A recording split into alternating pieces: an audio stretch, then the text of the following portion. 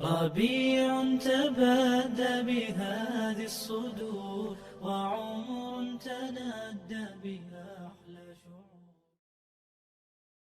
So I'll start with the most fun question. What's the halal way of approaching a girl you like? Even though that's question number 12, I thought,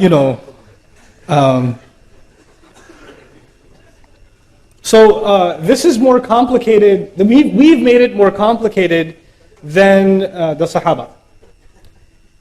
So the Sahaba were simple people, and they came from a very rebellious society, where men and women did all kinds of things and nobody cared. And then Islam came. And I want to give you some background here. In Medina, when the Sahaba migrated, the Muhajirun were bankrupt nearly, right? They left everything behind. And Medina was a crazy place. Right now it's Medina Munawwara. But Medina back then was Las Vegas. It was bad. When the Prophet went there, it was not a good place. Okay, you have to understand, it was a crazy, crazy society. For instance, one of the most common industries in the city of Medina was prostitution. When the Prophet moved there, and the women there were brothels, like prostitution houses, they used to have flags outside their house, that this is a place you can come for those kinds of things. And a companion comes to the Prophet and says, Ya Rasulullah, there's a woman, because he doesn't make any money, he's a muhajir. There's a woman, she makes good money, I'd like to marry her. And what does she do? Oh, well, she's in the... You know what I'm saying? I'm not going to spell it out. And you know why I'm telling you this? Because Sahaba didn't even know that's a bad thing yet. They were also learning, weren't they? They didn't become angels overnight. They were being developed. And so he doesn't even think. And imagine you come to Rasulullah and ask this question. Can you imagine somebody coming to an imam today and saying, hey, so I'm thinking about the next janazah would be of the sheikh. Like, it would be And then the ayat came, no, you cannot marry those kinds of women in Surah An-Nur.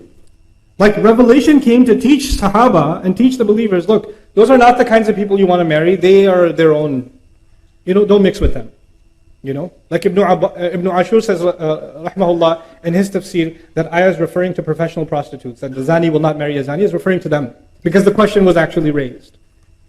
I wanted to bring this up to you because for them, you would think that, if the Sahabi saw a woman from a mile away, he went the other way and made istighfar the whole night. No, it wasn't like that.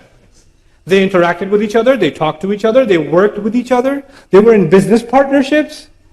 All kinds of interactions happened between men and women, but with principles. It was respectful, it was dignified. And when a companion, when somebody liked somebody else, you know what they did? Here's the astaghfirullah part. Here's what they did. Hey, I like you. You want to get married? And she'd say, maybe, talk to my dad. He'd say, okay. And then you go to the dad and say, hey, I like your daughter. And I talked to her, she's not entirely opposed to the idea. Is it cool? And he says, let me talk to my daughter. How this happens today in London is you go to a girl, respectfully, hey, we worked together for 3 years. Would you consider marrying me? And she's like, And maybe she says, please don't talk to my dad, he'll kill me. Because if you talk to my dad, he'll say, this is why you go to work? This is why we sent you to uni? Like, you fathers, I have 4 daughters. Listen, those of you that are fathers, that have daughters, you sent your daughters to university. You brought your daughters to this country. You made them live here. You took them outside in society. You made that decision. And when somebody a Muslim likes them, that's a good thing. How are they going to get married sitting at home? Who's going to like them? So when somebody approaches them in a respectful way, you should not say, oh my God, the day has come, astaghfirullah. Ye din bhi dekhne the, oh tawbah tawbah. What a humiliation. Now we have to go take you back into Bangladesh and hide you in a village somewhere because some guy likes you. Astaghfirullah. And there's somebody's doing ruqya on her, and calm down. It's okay. somebody likes your daughter, that's a good thing. Now you go and investigate, find out. It's completely fine. The only rishta mentioned in the Quran, the only approach mentioned in the Quran is that of Musa alayhi salam in Madian. He was by himself, Musa was by himself. And these girls were by themselves working outside. And he went up to them and helped them out. And the girl said, he's kind of nice. And she went back to her dad and said, hire him. Which means, come on, dad. You know. And that happened. And the girl said, I like the guy. That's actually what happened in the story of Musa. Musa didn't propose, the girl proposed. And the father can't propose unless he has the approval of his daughter. So it's okay for your girls to say, Dad, there's this guy, this brother at the MSA, yeah? He's a Thursday halakah. It's really good, you should come. Your daughter's telling you something. It's okay, go attend the halakah. It's okay, find out.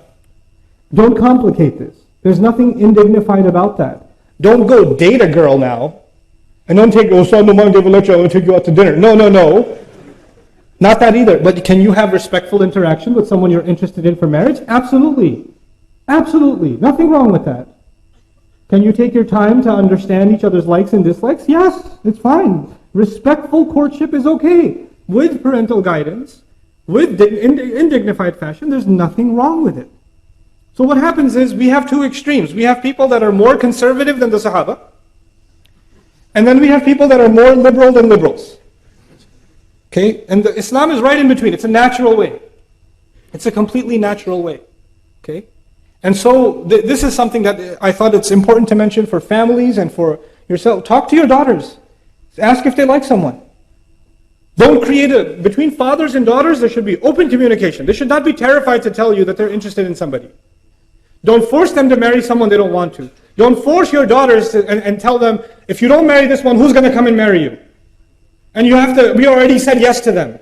Don't humiliate the family and say no now. Those kinds of nikahs are haram. I will say it, they're haram. You cannot emotionally and psychologically force a girl to get married under family pressure. That is batil. And that happened at the time of the Prophet ﷺ. And the Prophet ﷺ considered those nikahs batil. They're invalid nikahs. Until the girl genuinely likes a guy and says, yes, I want to marry him on her own. From no pressure from her father, no pressure from her mother, no pressure from anybody else. She likes him.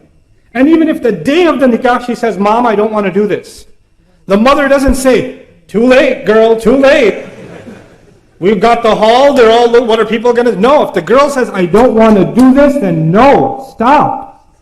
Allah gave her that right. You cannot take it away. You're burying them alive. This is the new way of burying women alive, by the way. Back then, they used to take the baby girl and bury her right then. Now we bury them at the day of the nikah. This is what we do. This needs to stop. Let them marry who they want, if they're a dignified Muslim. And because now you're living in a different society, you won't find someone from the same village. It's okay. It's okay. A Bangladeshi can marry a Syrian. It's fine. I know. It's okay for Syrians too. Yeah, you Syria. Turkish. Somali. Astaghfirullah, Somali. Yes, Somali. That's fine. You know, Musa alayhi salam is an Arab. Musa is an Arab. Or actually not an Arab. He's from Israelite. And he married an Arab. He went and married in Madian, didn't he? So many Arabs, we only marry Arab. Really? Musa alayhi salam was actually from Israel. What's up with that? It's all good. So it's a time now, it's a strange time that we live in, and actually the only thing that can save us is the basic principles of our deen, and making the path to marriage easy is actually one of the greatest battles against shaitan. When we make the path to marriage difficult, when you have 28, 30, I'm not going to do other questions, forget it, let's just talk about this. What am I going to do? We're going to have 35-year-old boys not married.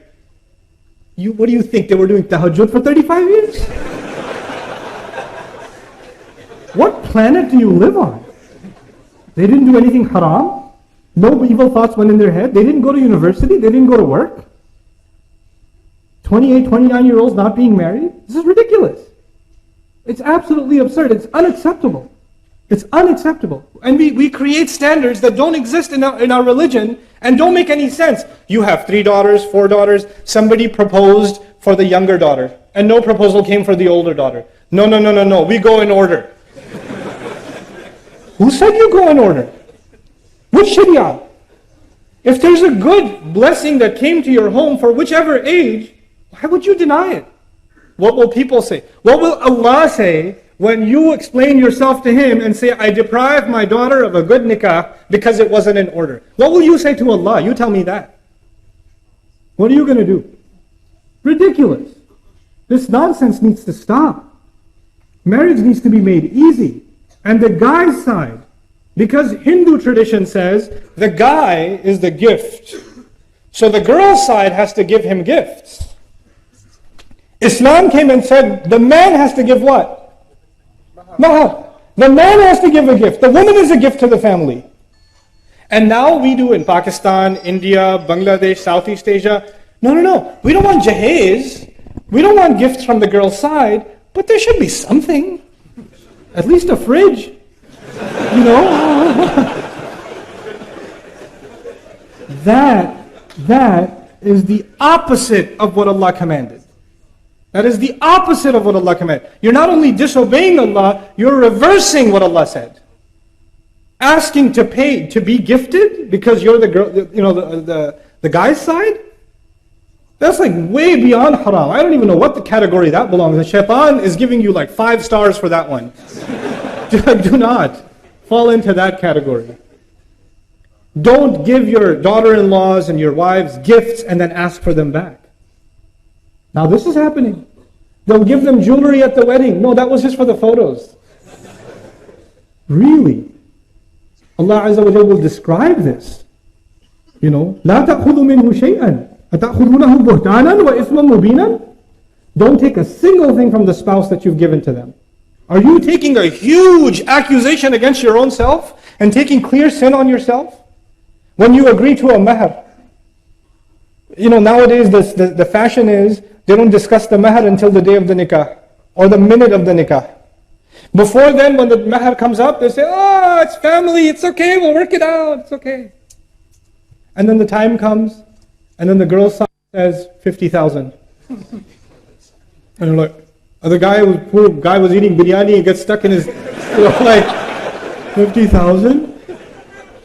And then his uncle whispers in his ear, it's okay, nobody pays it. If you have no intentions of paying mahar, your nikah is invalid. If you have intentions of asking your wife to forgive the mahar, you're committing a grave sin. You can't even ask for a discount. You cannot, you're not allowed. You can't give it when, you decide. She decides when it's given. That's her right. That's what validates the marriage. Don't agree to a mahar you can't afford. Don't agree to a mahar you have no intention of paying. Don't agree to a mahar that you intend to get forgiven. Oh, if you loved me, you would have forgiven it. Why does money have to prove that I love you? Because it's mahar. And because you can't use that kind of language. فَإِن تُبْنَ لَكُمْ عَنْ نَفْسٍ مِّنْهُ شَيْئًا. If they, out of their own free will, out of the goodness of their own heart, decide to give you some of it, like you gave the 1,000 for the month to her of the mahar, and she says, here's £2, get yourself an ice cream. That's up to her. If she wants to do that, she can do that, but you cannot. That's not your money. That is not your money. These things, why am I highlighting these random things? These are the things that we have introduced into the institution of marriage, making marriage difficult. And when you make marriage difficult, the door to zina is wide open. The door to corruption is wide open. It's unnatural to think that an 18-year-old, 19, 20-year-old guy, girl are going to be in university and they're going to be there for 5-6 years and not develop any emotional attachments. And then for them to randomly marry a cousin back in Lahore. That's not going to happen. And if it does happen, it's a form of oppression because she's emotionally attached to somebody else, and no man wants to be with a woman who's emotionally attached to somebody else, or vice versa. It's oppression. Sometimes you're denying a nikah only because it wasn't you. You didn't come up with it. The guy says, I like the girl. No, you will marry who we say. Why? Who said? It's a mistake. I don't like it. I don't like that girl. That's not your problem. That's his problem. He's an adult now. Let him make that mistake. If it's a horrible mistake, so be it. But Allah gave those young men and women the right to pick who they want. Parents can give advice, yes. But when you try to control what your children are doing, it will only lead to disaster. It will only lead to disaster. I'm not giving license to 12-year-olds and 14-year-olds who say, Ustad Nouman said I can marry whoever I want. No. I'm talking about mature adults. I mean, I've met young women that are 25, 26-year-old, accomplished in their careers, pharmacists, physicians, you name it, and they like somebody and they want to marry them. Family says no. That is absolutely dhulm. Nothing else can describe it. That is dhulm. If a woman says she wants to marry someone and he's a Muslim, there's no reason for you to stop it. You have no right as a family to stop it. This is wrong of you to do. You're abusing a right that Allah gave you. Abusing it. It should not happen. And for young men, the last bit of advice is for young men, become men. Earn a living. Be dignified. Don't offer like dates for mahar. The Sahaba used to give, what other thing are you a Sahabi? Other than the Kit Kat you want to give for mahar. You know. No. Be dignified. You know, earn a decent living for yourself. Don't say, I like her, I don't have a job, but I don't know, her family is only interested in dunya. Yeah, that's why we have mahr. Only interested in dunya. You're supposed to be concerned about dunya too. وَلَا تَنْسَ نَصِيبَكَ مِنَ الدُّنْيَا. It's in the Quran. Don't forget the portion you are owed in this life.